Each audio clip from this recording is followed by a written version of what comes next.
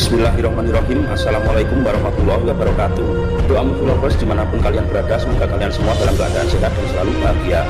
Di kesempatan kali ini saya akan menceritakan alur cerita film yang berjudul Ip Man 2. Penasaran dengan alur ceritanya? Ikuti terus Doa Movie. Jangan lupa like, comment, share, dan subscribe, serta hidupkan lonceng notifikasi agar kalian tidak ketinggalan dengan alur cerita film yang lebih menarik berikutnya. Salam sehat selalu, salam lanang, salam sejati, rahayu.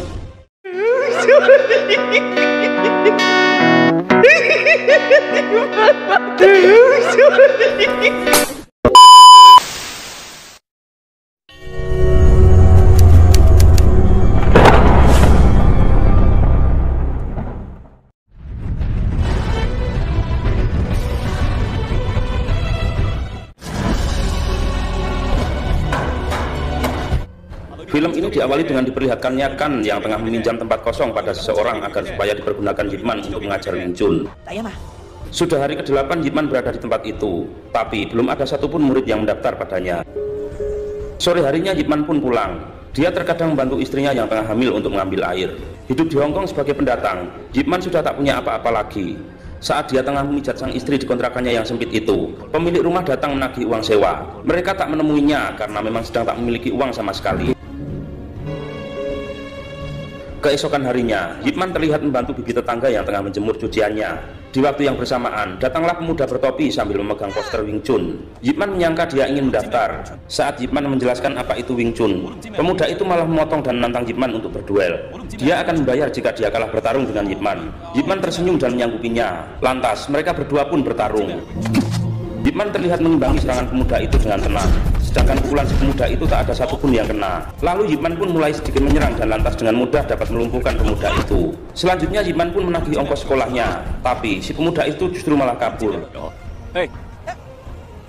Di sore harinya pemuda itu datang lagi bersama 3 orang temannya untuk memukuli Ip Man. Ketiga temannya tak yakin jika Ip Man sangat jago kungfu. Ip Man pun lantas menyuruh mereka pergi jika kedatangan mereka kemari bukan untuk belajar kungfu. Tapi mereka tetap ngotot dan perkelahian pun terjadi. Ip Man menghajar mereka, tapi masih dengan batas wajar. Lalu Ip Man pun berlalu pergi. Dan seketika itu juga, pemuda bertopi yang bernama Liang berlutut dan ingin berguru padanya. Saat Ip Man menoleh, tiba-tiba 3 orang teman Liang tadi juga ikut berlutut dan ingin berguru juga pada Ip Man. Ip Man hanya bisa tersenyum lepas sembari mengatakan pada mereka, yaitu silahkan bayar SPP-nya dulu. Esokan harinya Ip Man pun menjelaskan Wing Chun dan mulai melatih murid-muridnya. Dari hari ke hari, muridnya pun semakin bertambah. Di suatu sore, Ip Man terlihat menagih uang SPP. Para murid pun membayarnya, tapi Ip Man tidak memaksa jika mereka sedang tidak ada uang. Di malam harinya, Ip Man ingin membeli kue. Tiba-tiba Ip Man dikagetkan dengan suara orang-orang yang sedang mengejar maling bebek goreng. Merasa tak asing dengan maling itu, Ip Man pun bersedia membayarnya. Si maling kabur, lalu sang anak mengantarkan Ip Man ke tempatnya. Ip Man tak percaya melihat Kuan sahabatnya sang pemilik pabrik kapas itu kini menjadi gila. Saat Ip Man mendekat, kegilaan Kuan pun kambuh. Ip Man terlihat shock dan hanya bisa menangis. Ip Man terlihat menyalahkan dirinya sendiri. Chow sang anak bercerita jika ayahnya menjadi gila sejak tentara Jepang menembak kepalanya. Chow bilang kadang memberinya makan, kadang juga tidak, karena Chow sendiri hanya bekerja serabutan. Lantas Ip Man pun berjanji akan membantu merawat Kuan bersama-sama. Keesokan harinya, Ip Man meminta ke salah seorang rekannya untuk menerima Chow bekerja. Dan lantas, Chow pun resmi menjadi pekerja di kantor media cetak. Di suatu siang saat Liang tengah menempel poster Wing Chun di dinding, sekelompok orang dari perguruan Hong datang memprovokasinya. Liang pun menerima tantangan berduel dari mereka. Awalnya pertarungan ini terjadi 1 lawan 1, tapi saat Liang dapat melumpuhkannya, 3 orang temannya pun langsung mengeroyok Liang. Di tempat latihan, Ip Man kedatangan sekelompok orang. Mereka meminta Ip Man ke pasar ikan membawa uang tebusan untuk Liang, karena Liang telah memukuli saudara mereka. Setibanya Ip Man di pasar ikan, mereka melepaskan Liang dengan tangan terikat. Liang menjelaskan semuanya pada Ip Man. Lantas pemuda berkupluk meminta uang tebusannya, tapi Ip Man menolaknya. Akhirnya pengeroyokan pun terjadi. Dengan tenangnya, Ip Man menghadapi serangan-serangan itu. Kemudian orang-orang itu mulai menyerang dengan senjata tajam. Ip Man kemudian mengambil palet kayu sebagai tamennya. Hingga akhirnya Ip Man pun berhasil merebut 2 golok dari mereka. Saat dikepung banyak orang, Ip Man membalik goloknya dan mencari jalan untuk kabur. Ip Man menyandera 1 orang, tapi melepaskannya kembali, dan lalu dia kabur. Tiba-tiba saja, dari arah berlawanan datang segerombolan orang membawa bambu. Dan ternyata itu adalah Jin dan para rombongannya. Jin mempersilahkan Ip Man pergi. Lantas, Ip Man pun memberikan goloknya dan segera pergi. Namun ia pun kembali dihadang. Kali ini Yip Man dihadang oleh rombongan dari guru pemuda berkupluk tadi, dan dia adalah Guru Hong. Yip Man pun memperkenalkan diri dan menjelaskan apa yang sebenarnya terjadi. Guru Hong marah karena perguruan Yip Man belum mengantongi izin resmi. Guru Hong mengatakan jika Yip Man harus menerima tantangan dulu dari semua guru kungfu sebelum membuka perguruan. Setelah itu, Guru Hong dan kawannya menemui polisi Hong Kong dan memberikan uang penjualan tiket tinju. Guru Hong meminta bagiannya, tapi polisi bule itu malah mengusirnya. Di malam harinya, sang istri menyarankan Yip Man untuk menyerah saja jadi guru kungfu. Sang istri tak mau merasa khawatir lagi, tapi Yip Man tetap bersikeras dan menenangkan hati istrinya. Keesokan paginya, para guru kungfu berkumpul. Di sana ada meja bundar di tengah sebagai panggung pertarungannya. Tak lama kemudian, Yip Man pun datang. Guru Hong memperkenalkannya kepada para guru kungfu lainnya. Guru Hong juga mengatakan jika Yip Man tak boleh keluar dari meja sebelum dupanya habis, karena kalau tidak, maka dianggap kalah. Yip Man pun naik ke atas meja dan memperkenalkan diri serta aliran kungfunya. Lalu naiklah seorang guru kungfu dengan gaya belalangnya. Yip Man dapat mengatasi semua serangannya, hingga akhirnya Yip Man menendangnya jatuh keluar meja. Kemudian naiklah guru yang kedua. Yip Man masih bisa mengatasi agar supaya dirinya tak terpukul. Hingga pada akhirnya Yip Man menguncinya dan si guru itu pun menyerah. Akhirnya Guru Hong pun naik. Mereka langsung saling memukul sebelum akhirnya memberi salam pembuka. Pertarungan berjalan dengan sangat seru dan menegangkan, hingga para guru pun antusias melihatnya. Keduanya sama-sama punya tinjuan yang tepat. Pertarungan pun berakhir saat mejanya terbelah menjadi dua.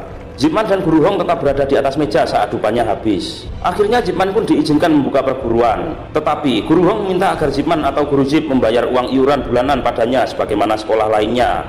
Mendengar itu, Guru Yip menegaskan bahwa dia akan meladeni siapapun untuk bertarung. Tapi dia tidak sudi membayar sepeser pun demi keuntungan pribadinya.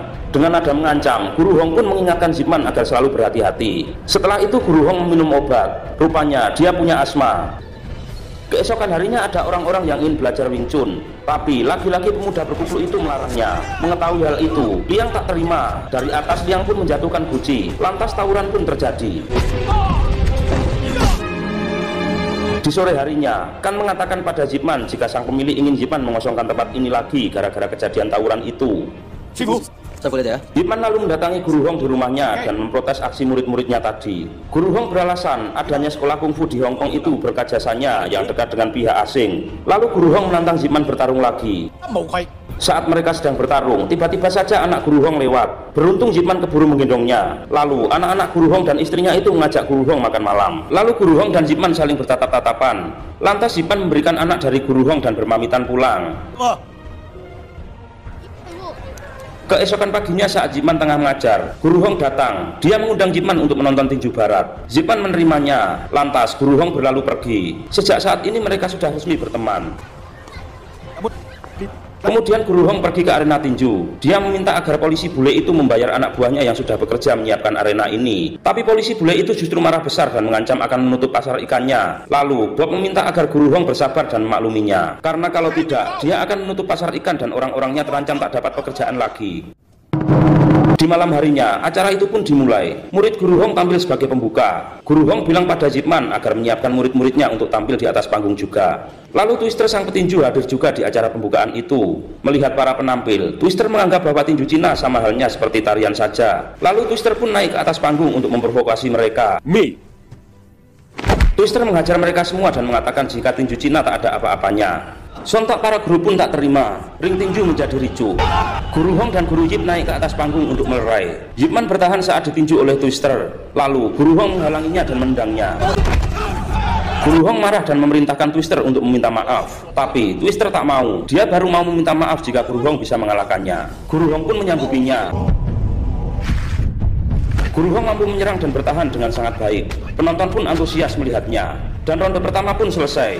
Yip Man mengkhawatirkan Guru Hong. Yip Man menyarankan agar mengincar lengannya saja. Meski tak mudah, tapi Guru Hong mengiyakannya.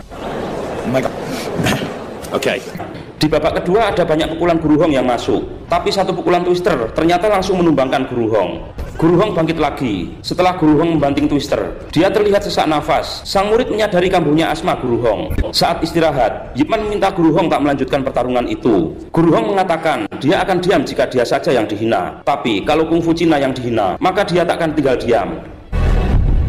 Di ronde kedua, banyak pukulan dari Twister yang masuk. Saat Zipman ingin melambaikan kain putih tanda menyerah, Guru Hong menahannya. Lantas Guru Hong bangkit dan melanjutkannya. Tiba-tiba saja asmanya kambuh dan tanpa ampun Twister menghajarnya hingga Guru Hong pun akhirnya tewas di atas panggung itu. Guru Yip menghadiri upacara pemakaman Guru Hong dan memberikan penghormatan terakhirnya. Keesokan harinya, Twister dan kroninya melakukan konferensi pers. Mereka tak mau disebut membunuh. Kematian Guru Hong disebabkan karena dia memang lemah. Lalu saat giliran Twister bicara, dia meremehkan tradisi Cina yang menyalakan dupa sebagai timer. Tiba-tiba saja Zipman datang ke sana. Zipman pun mengatakan jika dupa itu juga berfungsi untuk berdoa. Zipman pun menantang duel Twister sembari menunjuk padanya. Keesokan harinya, istri dan anaknya mengungsi ke rumah tetangga dulu agar supaya Zipman bisa berlatih Wing Chun dengan leluasa. Zipman juga sempat memberi makan Kuan. Di hari itu juga, sang istri terlihat tidak melahirkan. Akan tetapi, sang istri tak mau mengganggu latihan Zipman. Akhirnya hari itu pun datang juga. Semua orang mendengarkan digelarnya acara pertarungan itu melalui saluran radio. Saat Twister datang, Zipman langsung pergi ke tengah. Wasit menyuruhnya untuk tetap di pojok. Akhirnya penonton bule pun menertawakannya. Lalu pertandingan pun dimulai.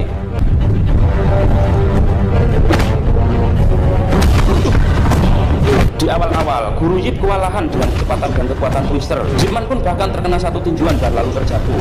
Semua orang mengkhawatirkannya, tapi Guru Yip bangkit lagi. Kali ini Guru Yip menyerang lebih keras. Guru Yip bahkan mampu menumbangkan Twister. Keadaan pun berbalik. Di ronde kedua, Guru Yip melancarkan pukulan seribunya ke berbagai titik. Pukulan Guru Yip banyak yang masuk di ronde ini. Saat bel sudah berbunyi, Twister sengaja meninju Guru Yip hingga terkapar. Melihat Twister yang kewalahan, penyelenggara pun berunding dengan para juri. Kemudian di ronde ketiga, wasit melarang Zipman menendang. Kalau tidak bersedia, maka Twister dinyatakan menang. Zipman pun menyanggupinya dan meneruskan pertandingan di ronde ini. Twister mengajar Zipman habis-habisan hingga jatuh tersungkur. Lalu Zipman tiba-tiba teringat apa yang dikatakan oleh Guru Hong. Zipman pun bangkit lagi. Kali ini dia mengincar lengannya, bukan kepalanya. Zipman pun mengajar wajah Twister hingga babak belur. Wasit menghitungnya sampai 10 dan diikuti oleh pemirsa. Dan setelah resmi dinyatakan kalah, para penonton pun masing-masing berselebrasi. Lantas Zipman diminta memberi sambutan. Zipman mengatakan ini bukan tentang mana yang lebih hebat, kungfu Cina atau tinju barat, tapi ini soal menghargai di masa depan. Jangan ada lagi yang merendahkan satu sama lainnya. Zipman pun mendapat aplaus dan simpati dari para penonton bule. Usai bertanding, ia pun bergegas menuju istri dan bayinya yang baru lahir. Dan di akhir film ini, Zipman kedatangan bocah cilik yang ingin berlatih Wing Chun. Zipman lantas tersenyum sembari bertanya siapa namanya. Bocah ini menjawab, namaku Bruce Lee. Guru Yip pun lalu memintanya kembali lagi saat sudah dewasa nanti. Sekian dulu ya guys alur cerita film dari kita. Mohon maaf jika ada salah-salah kata. Dan sampai jumpa lagi di alur cerita film yang lebih menarik berikutnya.